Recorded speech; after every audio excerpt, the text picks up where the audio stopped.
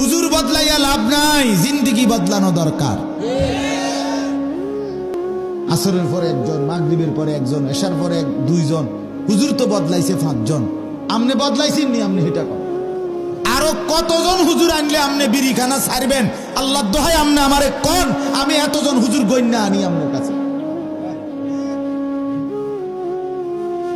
বলেন চাচা, বলেন মিয়া, আরো কত লক্ষবার বললে আপনি বুঝবেন? গালি দেওয়া, টেলিভিশন দেখা, আপনার স্ত্রী বেপর্দা থাকা, ছেলে মেয়ে নামাজ না পড়া, এটা আপনার বরবাদি, এটা আপনার জাহান্নামে যাওয়ার কারণ। আপনার ঘরে আপনার ছেলে 1 ওয়াক্ত নামাজ পড়ে না, এত বড় জানোয়ার আপনি ঘরে পালেন কেন মিয়া? খোদার একটা বছর 365 দিন কোনদিন ফজরের নামাজ পড়ে না।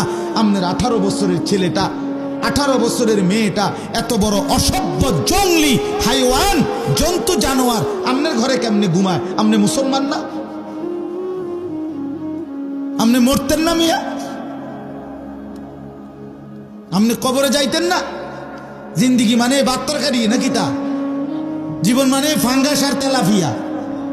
জিন্দিগি মানে ফুলকপি আর ফাতা কপি, দৈন্যাতার কাঁচা মরিচ, ক্ষীর আর টমাটো, এটার নাম জীবন? হ্যাঁ, বাদ্যুকে খাইতে ভালো আছে নাকি? তা আস্তাগফিরুল্লাহ, আস্তাগফিরুল্লাহ।